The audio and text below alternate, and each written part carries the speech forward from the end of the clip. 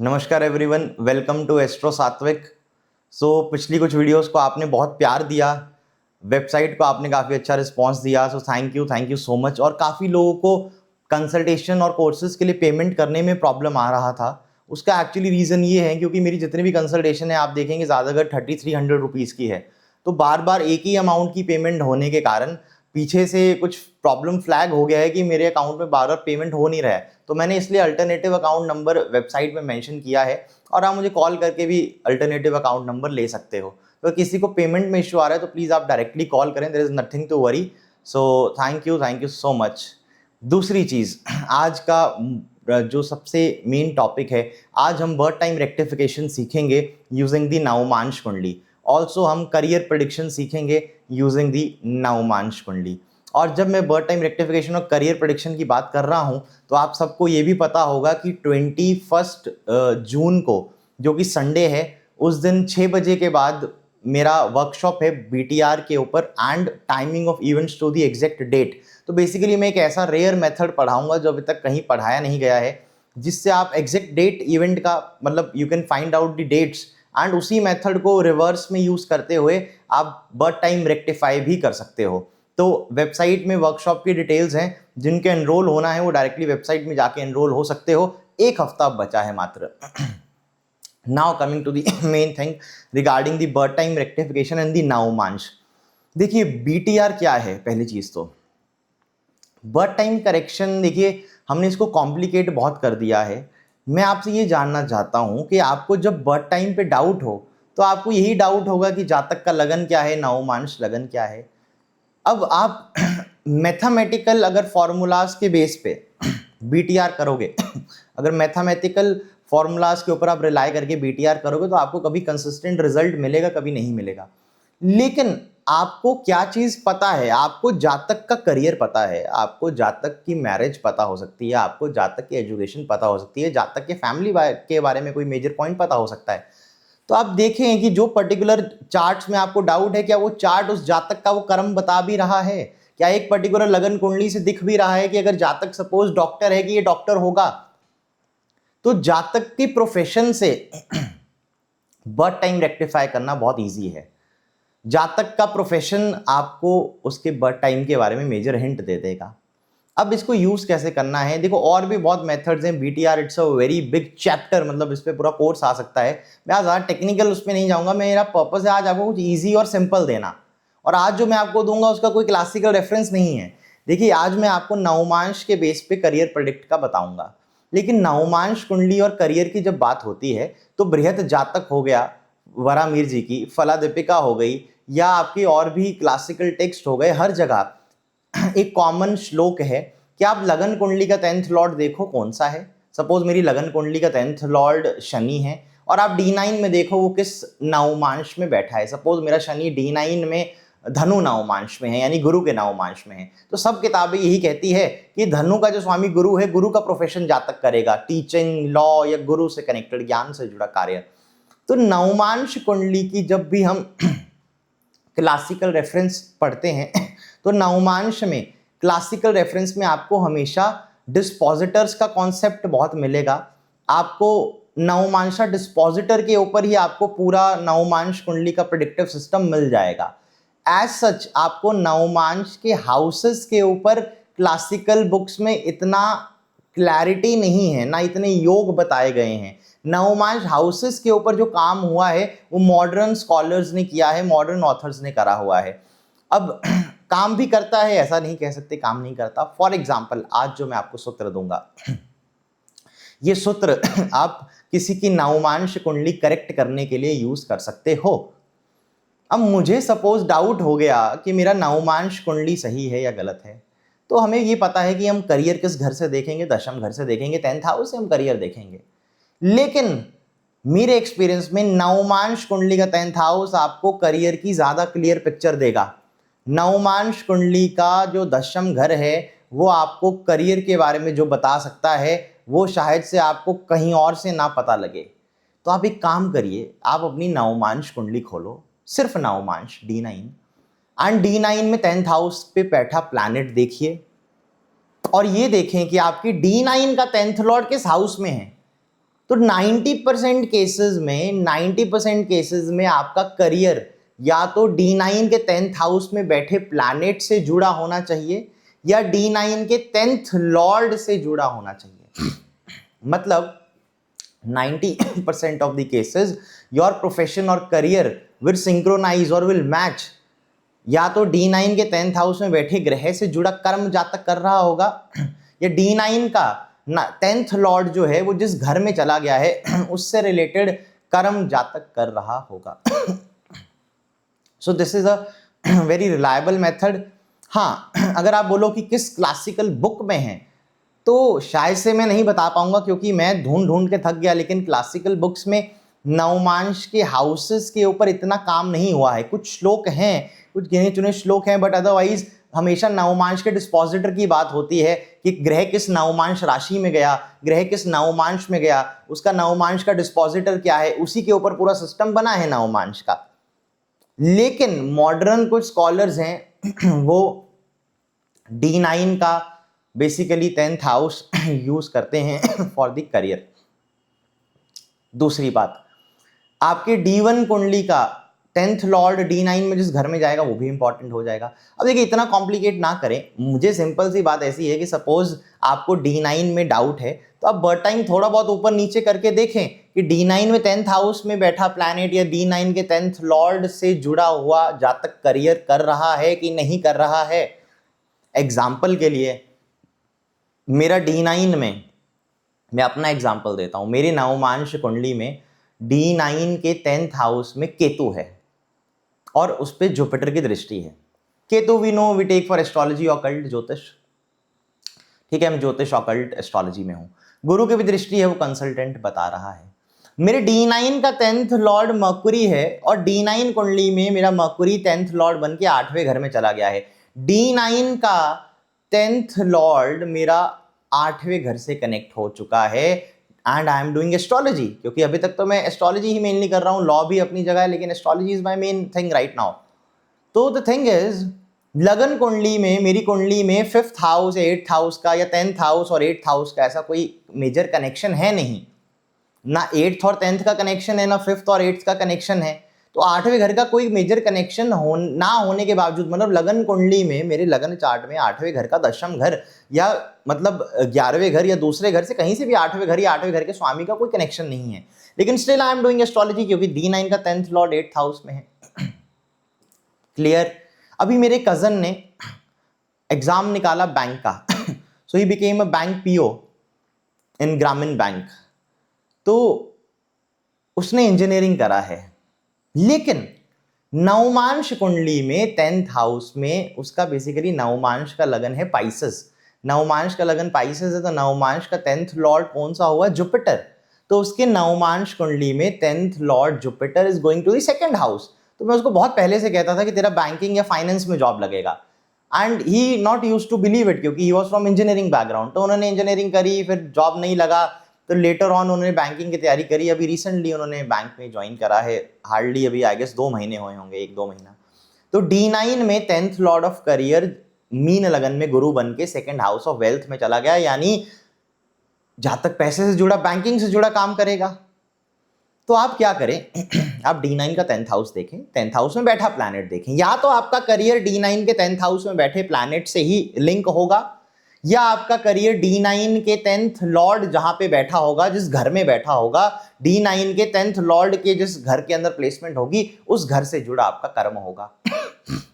Similarly एक मेरे पास कुंडली है, D9 में 10th हाउस में देयर इज सूर्य। अब चलो एक एक प्लैनेट करके हम कवर करते हैं, मैं कुंडली का भी क्यों आपको एग्जांपल दूं। देखिए, सूर्य किस चीज का कारक है? सूर्य गवर्नमेंट जॉब का कारक है, एडमिनिस्ट्रेशन का कारक है। लेकिन सबसे मेन, जब भी प्रोफेशन की आप बात करें, देखो प्रोफेशन में सब लोग गलत हो जाते हैं प्रेडिक्शन में, बड़े बड़े ज्योतिष प्रोफेशन में गलत हो जाते हैं। क्यों?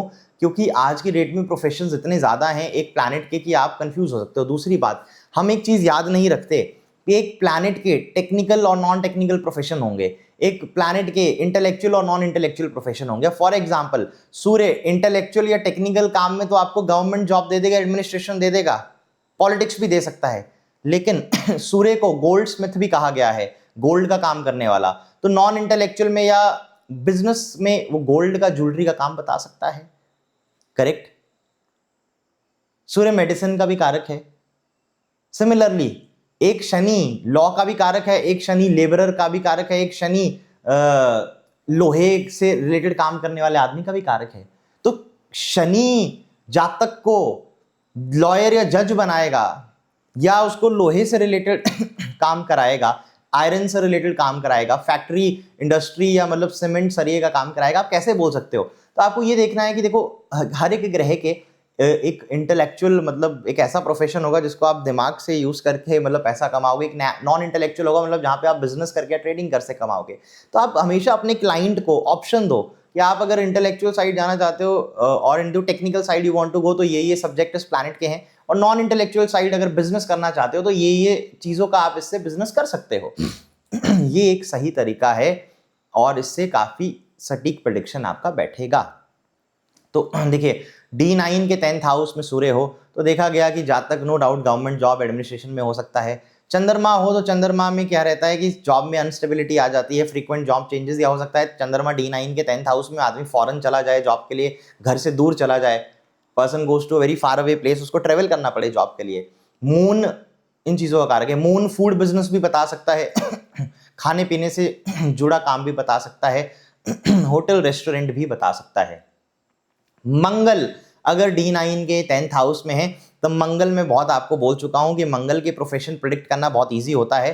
मंगल सिंपल सी बात है, वर्दी बताएगा, यूनिफॉर्म बताएगा, यूनिफॉर्म से जुड़ा कार्य बताएगा, यूनिफॉर्म्ड प्रोफेशन बताएगा। सो D9 के 10th हाउस से अगर मंगल कनेक्टेड हो तो आदमी वर्दी पहनेगा, वर्दी से जुड़ा कार्य करेगा। अब वो डॉक्टर भी हो सकता है, पुलिस में भी हो सकता है, आर्मी में हो सकता है, लॉयर भी हो सकता है, क्योंकि चारों लोग वर्दी पहनते हैं। और कभी कभार तो दोनों दो प्रोफेशन फॉलो कर सकता है। मेरे क्लाइंट हैं, he is a senior bureaucrat basically, तो he is into revenue service, IRS। अब IRS कस्टम्स वालों की क्या ड्रेस होती है, पुलिस की तरह ड्रेस होगा, ठीक है। IRS मतलब बनने से पहले वो डॉक्टर थे, he was an MBBS doctor, मतलब उससे पहले भी उनका यूनिफॉर्म जॉब था, डॉक्टर का वाइट गाउन रहेगा, यूनिफॉर्म रहेगी पूरी। डॉक्टर बनने के बाद UPSC निकाला तब भी वो सर्विस मिली जिसमें वर्दी है कस्टम्स में। तो उनका 10th हाउस का मंगल है। तो आप देखो 10th हाउस के मंगल ने पहले तो वर्दी से जुड़ा, पहले डॉक्टर मेडिकल कराया, उसके बाद यूनिफॉर्म से जुड़ा कार्य that is the revenue services में उनको लेके आ गया कस्टम्स में। तो एक प्लैनेट अपने दो करियर भी दे सकता है। अब चार्ट में कितने करियर हैं, जातक की कुंडली में कितने करियर दिखते हैं, जातक की कुंडली में कितने सोर्सेज से इनकम दिखता है, वो देखना जरूरी है। लेकिन 10th हाउस में मंगल हो D9 के तो जातक वर्दी वाला काम जरूर करेगा, क्योंकि 10th हाउस से मंगल जब लगन को भी देखता है तो लगन पे भी मंगल की दृष्टि कहीं ना कहीं जातक को कोई यूनिफॉर्म या वर्दी से लिंक कर देती है। तो doctor, police, army, lawyer, nurses, clear. 10th house में अगर D9 में जुपिटर हो तो मैंने काफी केसेस में देखा है, एक हमारे रिलेटिव की ही कुंडली है 10th हाउस में D9 में जुपिटर, तो ही इज इनटू टीचिंग। तो 10th हाउस में D9 में बेसिकली अगर जुपिटर बैठा हो, teaching, consulting, college lecturers, college professors, मतलब ज्ञान से जुड़ा कार्य हो सकता है आपका। और अगर वो प्लेसमेंट है तो और आप वो करियर भी फॉलो कर रहे हो तो नो डाउट कुंडली सही है। अगर आपका करियर मैच नहीं हो रहा है तो नवमांश के लगन को आगे करें या पीछे करें, नवमांश के टाइम को आगे करें या पीछे करें, थोड़ा सा टाइम ऊपर नीचे करने पे या नवमांश लगन चेंज करने पे अगर आपका करियर मैच हो जाए तो जहां पे मैच होगा वो टाइम फिक्स कर दीजिएगा। तो that's a very simple easy method to do BTR। अब ये देखो, ये बेसिक इजी मेथड्स तो यूट्यूब पे देने को अच्छे रहते हैं, लेकिन ऑब्वियसली कोर्स में I will teach something different, तो वो चीज़ आप मत लेके चलिए, कोर्स के लिए ये वीडियो नहीं है।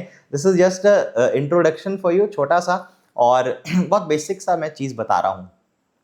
सिमिलरली मरकुरी अगर D9 के 10th हाउस में हो तो हो सकता है जातक बिजनेस करे, बिजनेस से जुड़ा उसका कार्य हो, अपना ट्रेडिंग में हो, स्टॉक मार्केट में हो, स्टॉक मार्केट या ट्रेडिंग में ना हो, बिजनेस ना करता हो तो हो सकता है अकाउंटेंट हो, CA हो, या जर्नलिज्म मीडिया इंडस्ट्री में हो, journalist, media, reading, writing work, publisher.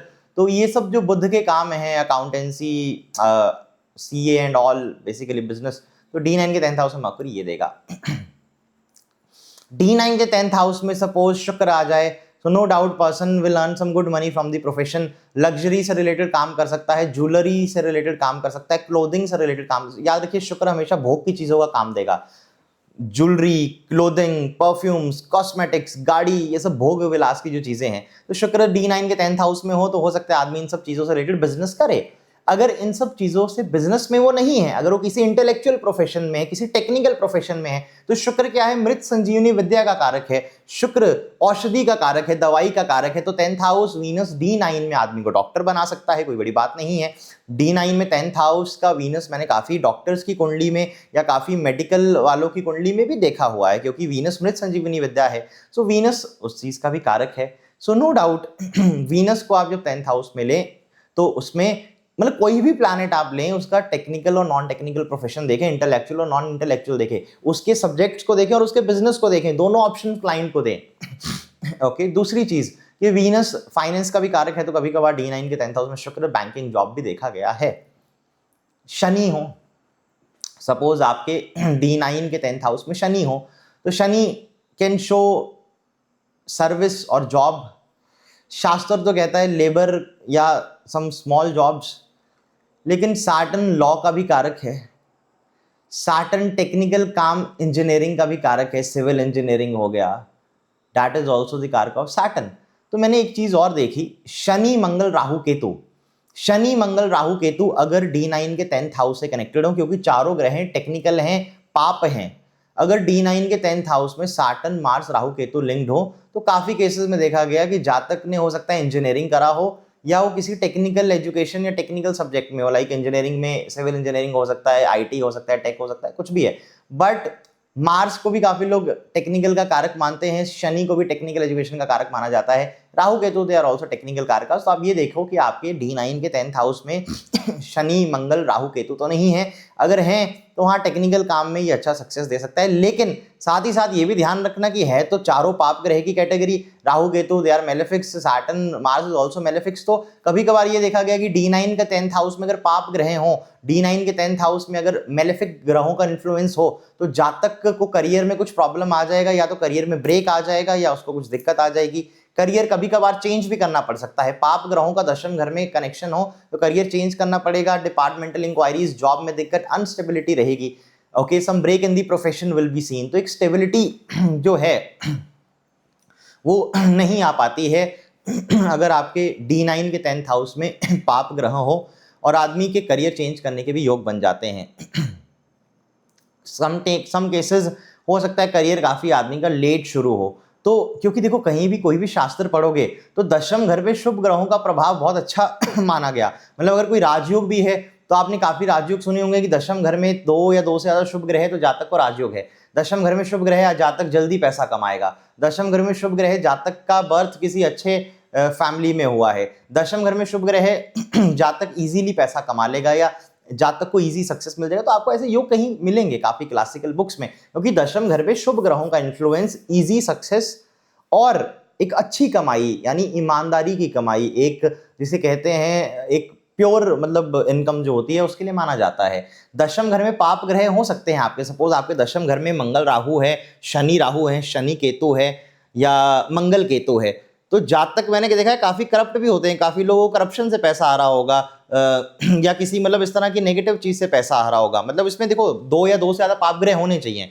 2 या 2 से ज्यादा पाप ग्रह हैं आपके दशम घर में हो D9 के, तो आदमी को कोई खराब मतलब किसी मतलब करप्शन से या मतलब 2 नंबर के तरीके से ऐसे उल्टे सीधे काम करके आदमी पैसा कमा सकता है। तो ये मतलब एक तरह की इलेजिटिमेट या गलत तरह की इनकम आप कह लीजिए, तो ये भी एक चीज है। दूसरी बात, राहु फॉरेन का कारक है। Rahu as you know is the कारक ऑफ फॉरेन। तो काफी केसेस में देखा गया कि D9 के 10th हाउस में राहु है, आदमी फॉरेन चला गया है, फॉरेन कंट्री में काम कर रहा है, या तो गल्फ कंट्री में काम कर रहा है, किसी और फॉरेन कंट्री में काम कर रहा है। राहु IT टेक का तो कारक है ही आज के टाइम पे, IT टेक वालों के लिए this is a good placement.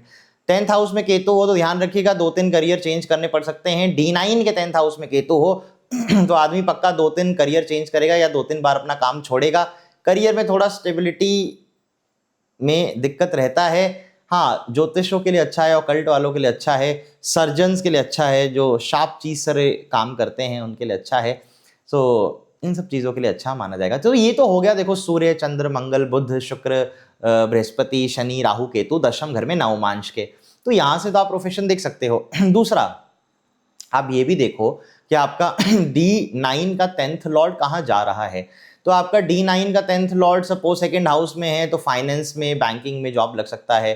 D9 का 10th लॉर्ड 3rd हाउस में है, आदमी लिखने से कोई कार्य, reading, writing work, publisher, book writing, communications, आपका जो बेसिकली जर्नलिज्म हो गया या मीडिया फील्ड हो गई जहाँ पे बोल के आपको अपने आप को एक्सप्रेस करना पड़े, वो काम। D9 का 10th लॉर्ड 4th हाउस में है, तो जहाँ तक प्रॉपर्टी का काम, रेंटल इनकम, होटल का काम, गाड़ियों का बिजनेस, भूमि या ट्रांसपोर्ट डिपार्टमेंट, इन सब चीज़ों से आदमी पैसा कमा सकता है। D9 का 10th लॉर्ड पंचम घर में हो तो गवर्नमेंट जॉब या टीचिंग डिपार्टमेंट में, स्कूल में नौकरी, कॉलेज में नौकरी, स्कूल या कॉलेज में नौकरी, 10th लॉर्ड इन दी 5th हाउस या 5th लॉर्ड इन दी 10th हाउस। गवर्नमेंट जॉब के लिए भी 10th लॉर्ड इन दी 5th, 5th लॉर्ड इन दी 10th अच्छा माना गया। तो D9 में आप ये भी चेक कर सकते हो D9 में 10th लॉर्ड 6th हाउस में हो तो आदमी डॉक्टर या लॉयर बन सकता है या पुलिस डिपार्टमेंट में जा सकता है। डॉक्टर, लॉयर और police department 10th Lord in the 6th of D9। D9 में आपका 10th लॉर्ड 7th हाउस में हो तो हो सकता है जहाँ तक बिजनेस में हो, बिजनेस टाइकून में हो या कॉर्पोरेट जॉब में हो, प्राइवेट MNC के लिए काम करता हो। मेरी तरह D9 में 10th लॉर्ड 8th हाउस में है तो ज्योतिष बन सकते हैं, ऑकल्ट में जा सकते हैं। करियर में दिक्कत रहेगी, करियर इतना अच्छा चलेगा नहीं, अनस्टेबिलिटी ब्रेक रहेगा एक एज तक, जब तक आपकी अच्छी दशा ट्रांजिट नहीं आते। D9 का 10th लॉर्ड 9th हाउस में हो D9 के, तो 9th हाउस फॉरेन का भी, अब्रॉड का भी। तो मैंने काफ़ी हमारे क्लाइंट्स की कुंडलियां देखी, D9 का 10th लॉर्ड 9th में और वो US सिटीजन है, सेटल्ड है। 9th house again high profile government jobs या पॉलिटिक्स भी बताता है, तो high profile government jobs, judiciary, bureaucracy या पॉलिटिक्स के लिए भी 10th लॉर्ड D9 का 9th हाउस में अच्छा माना गया।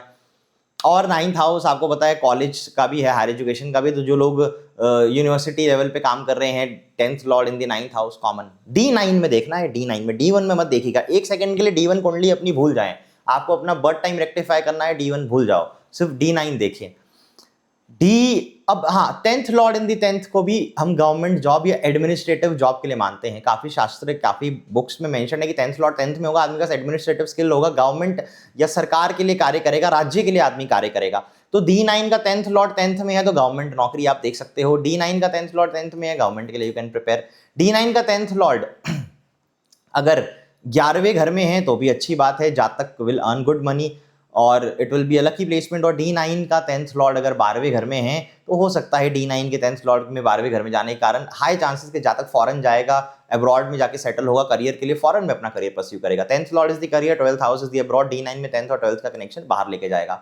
12वां अगर हॉस्पिटल का भी है तो हॉस्पिटल में काम करने वाले लोगों के चार्ट में भी 10th Lord in the 12th देखा गया। D9 कुंडली में 10th Lord in the 12th देखा गया। हॉस्पिटल या जेल या इस तरह की आइसोलेटेड डिपार्टमेंट या आइसोलेटेड जगह में रहने वाले लोगों की कुंडलियों में तो 10th Lord in the 12th वो भी काम कर सकता है। तो आपको सिग्निफिकेशन आना चाहिए कि 12वां अगर हॉस्पिटल का है, जेल का है, 12वां घर विदेश का है तो 10th लॉर्ड इन दी 12th हॉस्पिटल में तो जॉब नहीं कर रहा है आदमी, 10th Lord in the 12th of D9 आदमी विदेश में तो नहीं है। तो ये सिग्निफिकेशन तो आपको आनी चाहिए। मैं तो आपको टेक्निक बता सकता हूँ लेकिन सिग्निफिकेशन ही नहीं किसी को आएगा तो उसमें आप टेक्निक अप्लाई कैसे करोगे। तो ये मैंने हर एक हाउस का मतलब 10th लॉर्ड D9 में जिस हाउस में है उसके हिसाब से करियर देखो और 10th हाउस ऑफ D9 में कौन सा प्लैनेट बैठा है उसके हिसाब से करियर देखो। और कुछ केसेस में 10th हाउस ऑफ D9 में जो ग्रह दृष्टि दे रहा होगा उससे रिलेटेड भी आदमी कर्म कर सकता है। तो 10th हाउस ऑफ D9 में अगर कोई ग्रह दृष्टि भी दे रहा है तो उससे रिलेटेड भी जातक का कर्म हो सकता है। तो वो आप देखो, अगर मैच होता है तो आपकी D9 कुंडली सही है, अगर मैच नहीं होता है तो टाइम ऊपर नीचे करके देखो, आपका D9 से मैच होना ही चाहिए। ये मेरा ऑब्जर्वेशन है। ऑल्दो क्लासिकल कोई स्ट्रॉन्ग रेफरेंस इस बार नहीं लेके आया हूँ, पेज नंबर, बुक नंबर, वो सब चीजें नहीं है, लेकिन this will match for you. Okay, ये मैच करेगा। दूसरा एक काफी अच्छे ऑथर हैं SS Chatterjee. SS Chatterjee sir ने काफी अच्छी बुक्स लिखी हैं। I think he is from Bengal, high chances, मतलब सर नेम के हिसाब से, but he has written some very good books. For example 3rd and 8th house in astrology, it's a good book. Rags to riches करके भी उन्होंने मतलब financial rise के ऊपर भी एक अच्छी बुक लिखी है। ओके, सो स्नैपशॉट सूत्रास, मतलब ज्योतिष के कुछ अच्छे प्रिंसिपल, उसके ऊपर भी बुक्स लिखी हैं। आप उनके बुक्स मंगवा सकते हो, अच्छे बुक्स हैं। तो चैटर्जी साहब लिखते हैं कि D9 का 10th हाउस और 10th मतलब D9 के अंदर 10th लॉर्ड बहुत इंपॉर्टेंट बन जाता है। तो अगर आपका D9 में 10th लॉर्ड 6, 8, 12 में हो तो आदमी छोटी मोटी नौकरियां करेगा या छोटे मोटे काम करेगा, जो बात सत्य भी है क्योंकि 6ठे, 8वें, 12वें घर को अच्छा नहीं माना गया, दुष्स्थान माना गया। तो करियर में स्ट्रगल, करियर में संघर्ष, मुश्किल से नौकरी लग रही है, आदमी सेटल ही नहीं हो पा रहा है, समझ ही नहीं आ रहा है क्या करूं, या आदमी बहुत छोटी मोटी नौकरियां कर रहा है। तो 10th लॉर्ड 6, 8, 12 में ये रिजल्ट देता है। लेकिन इसमें एक्सेप्शन भी है कि अगर 10th लॉर्ड 6th में है, आदमी डॉक्टर है तो बड़ा पैसा कमाएगा, 10th लॉर्ड 6th में आदमी लॉयर है, बड़ा पैसा कमाएगा। 10th लॉर्ड 8th में आदमी एस्ट्रोलॉजर है तो अच्छा कर सकता है। 10th लॉर्ड 12th में आदमी फॉरेन चला जाए तो अच्छा पैसा कमाएगा, या 10th लॉर्ड 12th में आदमी फॉरेन करेंसी में पैसा कमाए तो अच्छा कमाएगा। तो 10th लॉर्ड का 6th 8th या 12th हाउस में जाना हमेशा खराब नहीं है। हाँ, ये करियर में स्ट्रगल, ब्रेक, रिवर्सल यानी करियर चेंज कर देना, करियर बीच में छोड़ देना, 5-10 साल की ब्रेक लग जाना, ऐसी परिस्थिति आदमी की जिंदगी में पैदा कर देता है।